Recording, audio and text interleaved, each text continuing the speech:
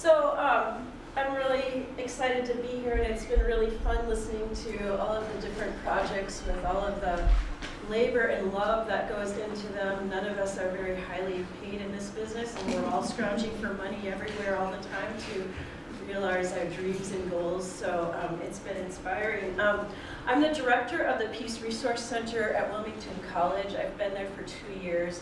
My background is I have a PhD in modern Japanese history, and I was an East Asianist. I taught East Asian history from 12,000 BCE to the present, China, Korea, Japan, Vietnam, for about 6 years, and taught courses on the atomic bombings of Hiroshima and Nagasaki, as well as Japan's imperialism and its aggression in East Asia. And so when this job became available at the Peace Resource Center at Wilmington College, it was a beautiful fit for my training. And so today I want to talk to you a little bit about the center, what it is, and why my particular background fits in with that center, what we've been trying to do to make the center, transform the center into a living center, both through programming but also through work in the digital humanities. So that's where we're headed today. And so the Peace Resource Center was founded in 1975 at Wilmington College by a woman named Barbara Reynolds. People in Yellow Springs who are from this community will know that Barbara and Earl Reynolds lived in Yellow Springs in the 1940s. Earl was a physical anthropologist, and when he was called to work for the ABCC, the Atomic Bombing Casualty Commission of the United States government in 1939, the family moved to Hiroshima. And he then conducted a 3-year study of atomic children who survived the atomic bombings.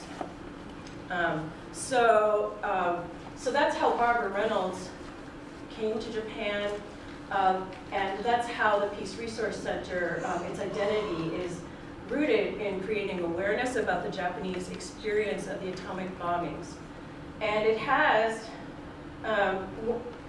one of, if not the largest collection of archival materials related to the atomic bombings from the Japanese experience of the bombings outside of Japan. And so when I came to the center 2 years ago, the collection was virtually hidden for a couple of reasons. Just its materials had never been sort of connected to larger databases. It missed the whole kind of indexing and cataloging that went on during the 90s when people started putting their materials up on the internet. And so the collection was very hidden, and the center itself was sort of lost in our campus community. Students, it's just across the street from the main campus buildings, but yet students didn't want to walk over. It was too far. They drove their cars up to pick something up, and then they left and ran away as quickly as they could. And they called it the House of Death. So it's been a really fun project to be at the center. And we have kind of 2 areas. So we're not uniquely an archive, and I'm not an archivist. So, but we have 2 main areas that we work on at the center. And one is this Hiroshima and Nagasaki Memorial Collection, and the other is sort of nonviolence programming at the local and global level. And we sort of see the atomic bombings of Hiroshima and Nagasaki as the furthest extreme of dehumanizing the enemy, but that dehumanizing process starts when we no longer want to connect with each other at the interpersonal level, when we're more interested in looking at our phones than we are in talking with each other, when our society becomes so polarized by our politics that we don't have face-to-face conversations. So we kind of connect those 2 areas of nonviolence, or connect those 2 areas of peacemaking or peace building. And so we have been working over the past years to transform the center. The rooms are the same, so the pictures on your left and on your right are the same rooms. So we've been trying to sort of make the center an active space, make it vibrant, have spaces to display our archives. So what was a director's office became a display room and a gathering space. What was an empty room with a boombox became a student lounge. What was just kind of a drab study area in the upstairs, we tried to make that more accessible for doing work and research, and so forth. You can see a lot of IKEA influences. How many trips I made to IKEA in the first year at the Resource Center, but there it is.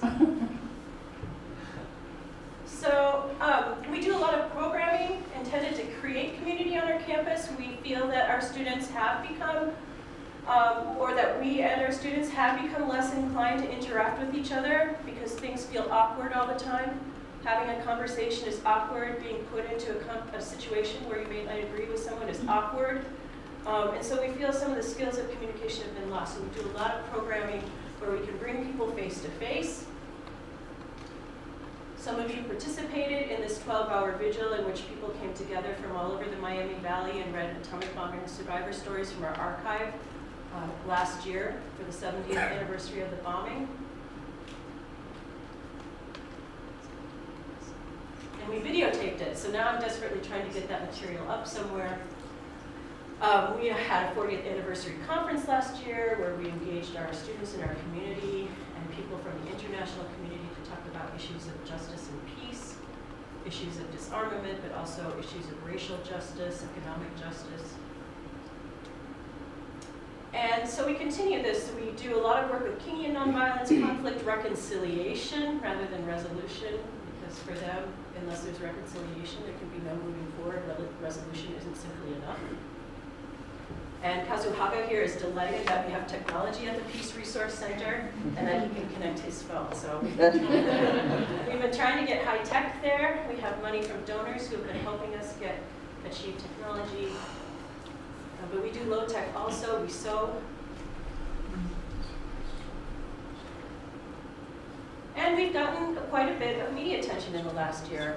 Some of it coming from 91.3 WYSO. And so we've been very it's been helping get the word out about the center. We had a visit from NHK World, which is kind of like the BBC or PBS. They came and visited us this summer. Last year, we had a long conversation, about a 20-minute conversation with BBC Scotland, which WYSO helped facilitate. We went in their studio in like a few hours' notice practically, and they set us up, so it was awesome. Then, in addition to our program, we have this collection. It's not a huge collection. We have 5 of these fireproof file cabinets. I'm sure our Peace Resource Center would be horrifying to a trained archivist, so we're really working hard to learn as quickly as we can proper archival methods.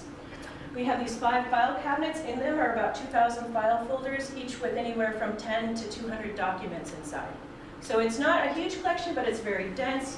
We had a researcher come last year, and she spent about 5 days on half a drawer, and then she came back this year, and she still wants to come back. So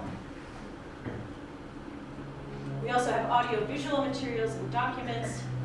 So in terms of making the collection living, the first thing we tried to do was get our collection, which had a sort of homegrown system of cataloging. We have been working on entering this into the OCLC database so it can be visible. It's about 600 books of Japanese language scholarship on the atomic bombing, many of them rare. They can no longer be found in Japan. So we're trying to get that up on the OCLC. And this document here simply shows, if you look up here, this is a book that we put into the OCLC. Now you can see Wilmington College Library and the National Diet Library of Japan, which is like the Library of Congress. That's where you can find these books. Wow. And our students have really been helping with that, as we're always under-resourced. We have audio-visual going back to the mid-50s. So this summer, we worked with Scene Savers, a really nice recommendation from Dawn Dewey, who we met with earlier last year when I was still trying to get acclimated, and she's been really helpful in so many ways. And Scene Savers actually came up and assessed our collection and gave us and talked about it in terms of priority.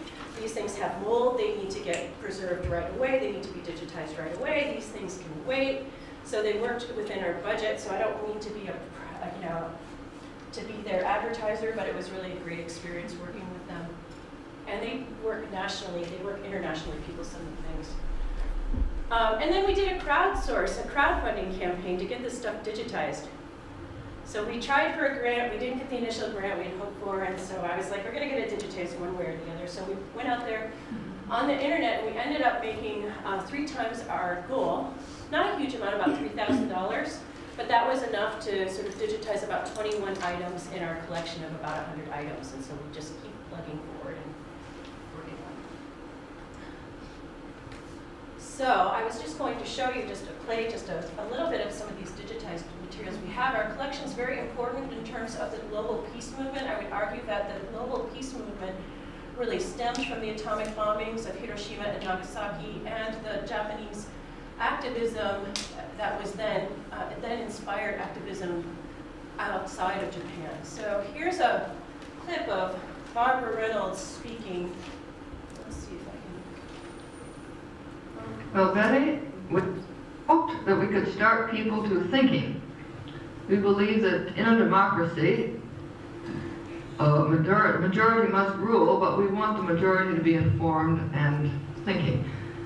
People have accused us of doing this for publicity. We did it for publicity, but not from the personal viewpoint. We wanted people to say, here's an American family, here's a citizen of Japan who felt strongly about something, and call the attention of the world, because they want people to think about testing and also about the excesses of the AE's freedom, the role of America in the world, the role of America in the Marshall Islands as trustees. We did want publicity, but not personal. So she's talking here, her family had just been arrested for attempting to sail into a nuclear test site outside of the Marshall Islands. So that's what she's talking about when she says we did it for publicity, but not personal publicity. Through their experiences in Hiroshima, they became disarmament activists. And then we also, let's see if we can get this to digitized a, oh, no, there we go. Maybe it's okay. And we'll just play a couple minutes of this, but this is a famous film from 1978, animation called Picadon, made by Kinoshita Renzo. And there are versions of this out there in the internet. Oh, there we go. Right. But this is a particularly beautiful version. And this is the full 12-minute version, and the internet versions I've seen are only, 8:43, full 8-minute versions. So.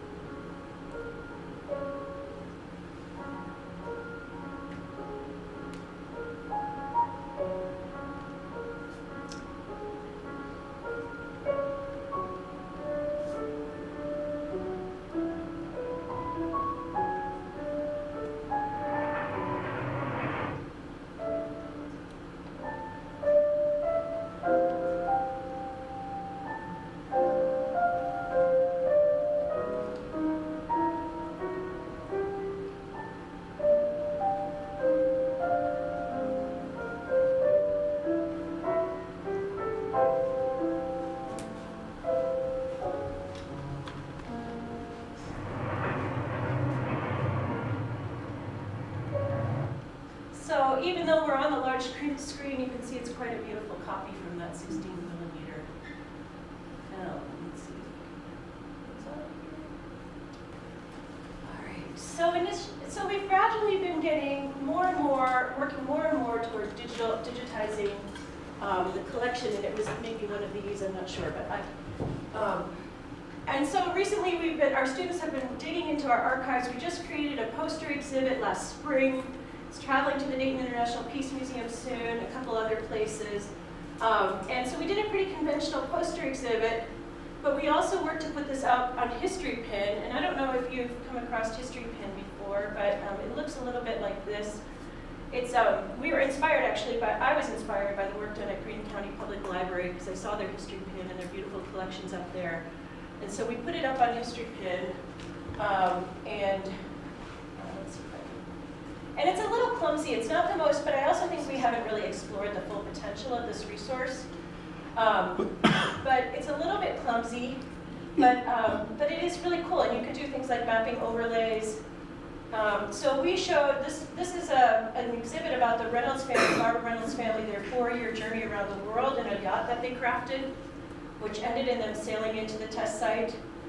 And so our students put this up, and they put up images from the places that they went, images from our archive, and then did descriptions of the places that they went and connected them to the Reynolds family trip. So it's been a nice experiment for us.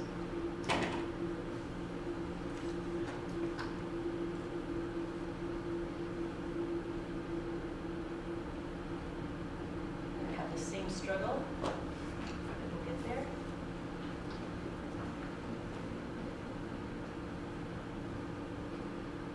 Okay, and where am I in terms of time?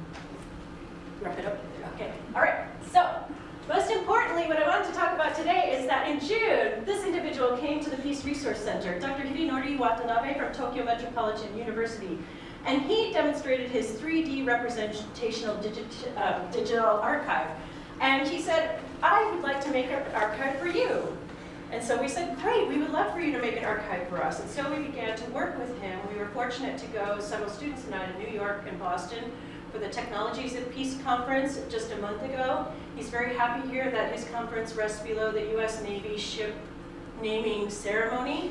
And so to have that represented at the Boston Public Library, the conference took place at Harvard and the UN. And so we were able to meet with his students and talk about this archive. There are some hitches. When he said, I would like to build an archive for you, I thought he meant he was going to do it for free, and I was great. But now we discovered that we're going to need a lot of funding to get the archive made. So, but the archive, and I'll show you just a little bit of it at the end. But what I really think is valuable about these digitization exercises is that they're actually building communities at the same time as we interact and partner with people, because one of the things about the Peace Resource Center is that we're trying to create strong personal relationships, and I don't think digitization necessarily has to undermine that we can build very strong communities of use and connect through our appropriation and use of the technology and create lasting communities for peace work, especially in peace building. I'm moving through just a little bit quickly here. Very happy to have Noah Reevely-Hunt from Antioch College working on doing the background research for the metadata for this digital archive project. And then I'll just show you very quickly what it looks like.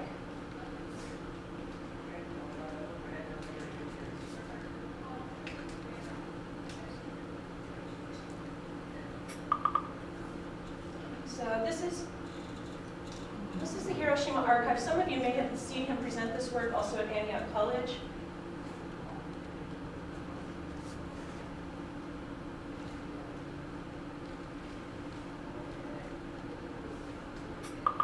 So we intend to take a chunk of a very spatialized historical moment in our archive and map it digitally in this way. And so there's all kinds of ways you can look at these things by reading stories, showing video, links to other places, and sending messages.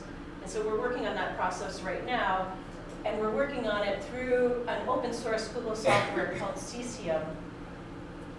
And we're learning how to use this in consultation with the Watanabe Metropolitan University. And we're happy to have Victoria Chadbourne on board with us as well, working as an archivist for her capstone project at Wright State University. Okay, I'm going to end there. Thank you so much for your attention.